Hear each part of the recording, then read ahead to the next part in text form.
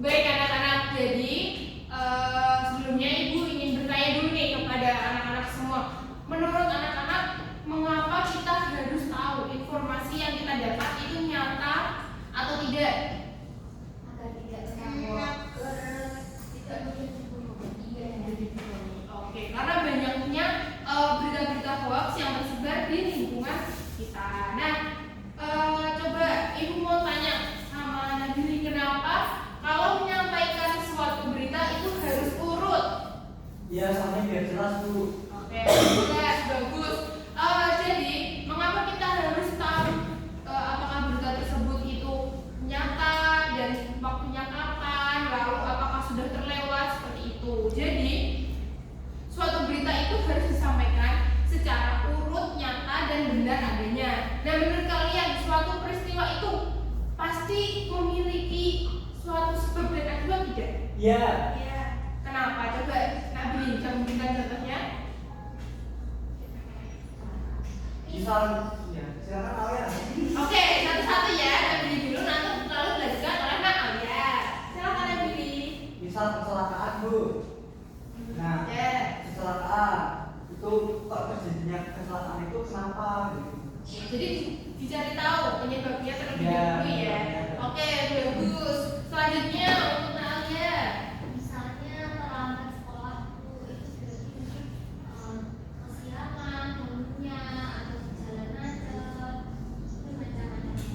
Oke, baik, bagus sekali. Jadi sebab akibat ini harus tersusun secara rapi karena suatu peristiwa itu pasti memiliki sebab dan akibat. Contohnya lagi, ketika anak-anak ini melihat orang membuang sampah sembarangan, apakah kalian akan menegurnya? Iya. Ya. Oke, bagus, karena jika kita tidak menegurnya, maka akan terjadi bencana banjir, tanah longsor, dan bencana lainnya. Nah, jadi suatu peristiwa pasti itu memiliki sebab dan akibatnya. Nah, di sini Ibu akan membahas mengenai pengertian dari teks eksplanasi. Nah, teks eksplanasi tersendiri itu merupakan penjelasan atau pemaparan. Nah, teks eksplanasi adalah tulisan yang menjelaskan proses suatu kejadian, peristiwa baik peristiwa alam maupun sosial, dan tulisannya bersifat informatif. Jadi, teks eksplanasi sendiri itu seperti yang tadi disampaikan oleh Nak Billy, Nak Alia, bahwa suatu peristiwa yang disampaikan secara urut, nyata, merupakan teks eksplanasi yang ditulis secara informatif. Jadi, di dalam teks tersebut itu memiliki suatu informasi seperti itu.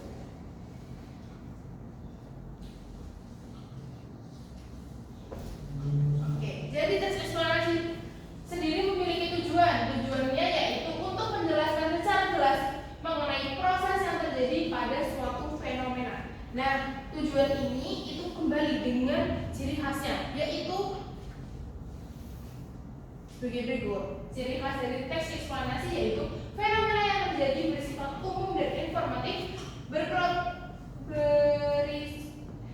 terjadinya suatu, dan yang ketiga, setiap informasi memiliki hubungan sebab akibat yang menjelaskan bagaimana suatu hal itu terjadi, dan selanjutnya membuat fakta yang terjadi.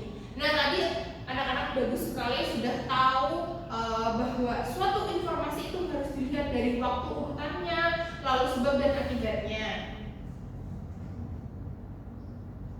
Nah, ini merupakan struktur dari teks eksplanasi. Teks eksplanasi memiliki pernyataan umum, urutan sebab, akibat, dan interpretasi.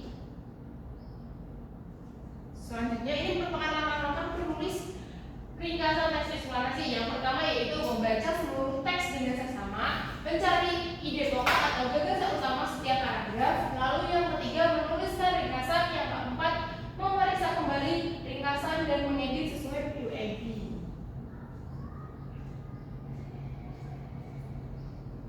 Oke, selanjutnya kita akan membahas mengenai ide pokok dan ide pendukung, di mana ide pokok adalah gagasan utama atau inti dari suatu paragraf yang biasanya menjelaskan secara ringkas tentang hal yang sedang dibahas dalam paragraf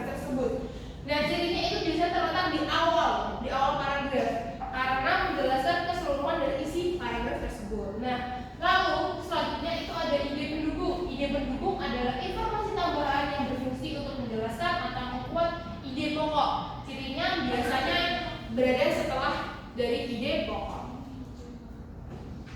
Oke, Ibu akan memberikan contoh, yaitu ide pokok. Misalkan pada paragraf yang membahas tentang hujan terjadi karena adanya siklus air. Jadi paragraf tersebut kalimat pertama pada paragraf tersebut membahas tentang hujan terjadi karena adanya siklus air. Lalu yang kedua, contoh ide pendukung.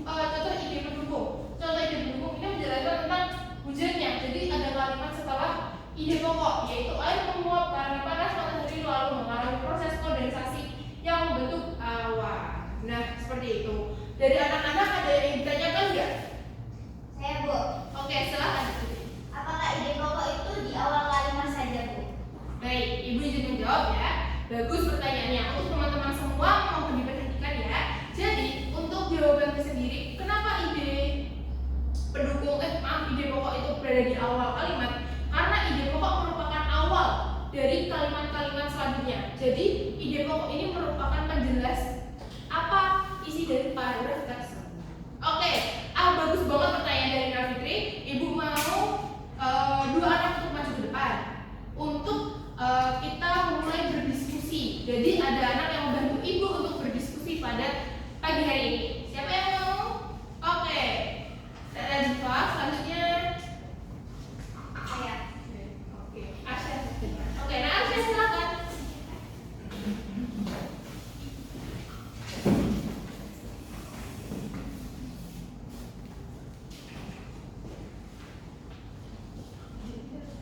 Oke.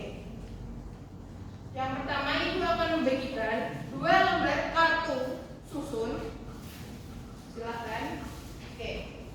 2 lembar kartu susun ini itu berisikan tentang ide pokok atau ide pendukung. Sebelumnya Ibu akan memberikan soal terlebih dahulu. Oke. Nah, yang pertama untuk Nadifa. Soalnya ialah teks eksplanasi. Hujan terjadi melalui siklus air. Air dan laut, sungai dan danau menguap karena panas matahari atau evaporasi. Kemudian uap air naik ke atmosfer dan mengalami pendinginan sehingga membentuk awan. Ketika awan jenuh dan tidak mampu menampung uap air lagi, maka turunlah hujan. Nah, coba dari kertas susun yang Ibu berikan, tentukan ide pokok dan ide pendukungnya. Ya, Bu, yang ide pokok itu proses hujan terjadi melalui siklus air. Oke, silakan ditaruh. Terus untuk ide pendukungnya, air menguap karena panas matahari. Uap air naik dan mengalami kondensasi membentuk awan. Awan jenuh menyebabkan hujan turun. Oke, silakan. Oke, selanjutnya Arsya.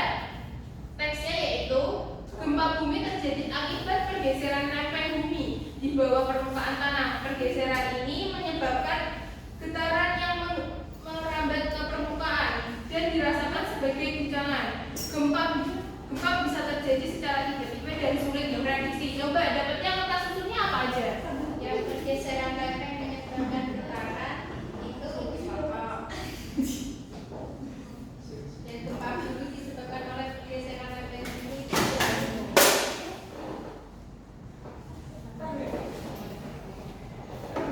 Oke, baik. Kita sudah punya 2 jawaban ya. Oke, kita koreksi bersama. Apakah nomor 1 benar? benar. Benar. Oke, apakah nomor 2 benar? Benar. Oke, karena ada yang tidak benar, sebenarnya ini kurang tepat karena yang benar ialah ini ya. Nah, oke. Jadi yang benar kita membahas dulu tentang gempa buminya, baru kita akan membahas mengenai efek dari gempa bumi tersebut. Oke, sampai sini sudah paham?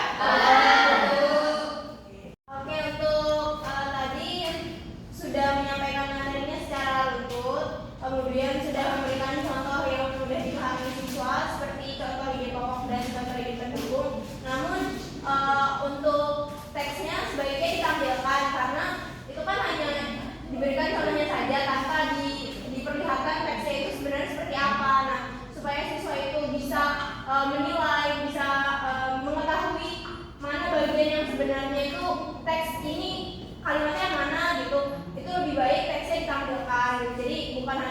di penggalan kalimatnya saja. Kemudian sudah menggunakan media pembelajaran secara konkret, kemudian sudah memberikan pertanyaan kepada peserta didik, dan juga sudah memberikan umpan balik terhadap pertanyaan yang diberikan oleh peserta didik. Kemudian peserta didik juga sudah aktif bertanya dan ikut dalam menggunakan medianya tersebut. Kemudian sudah mengelola diskusi juga dengan baik. Namun untuk di medianya itu lagi-lagi sebaiknya ditampilkan teksnya, karena kalau cuma seperti itu kan siswanya teksnya di mana? Di belakangnya. Nah, mungkin sebaiknya ditampilkan saja, atau di belakang itu tidak apa-apa, tapi kan lebih enak di depannya gitu. Itu supaya ya peserta didik kan nggak semua yang bisa dijelaskan satu kali atau dibacakan satu kali itu sudah paham gitu.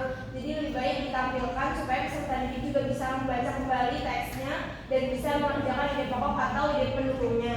Kemudian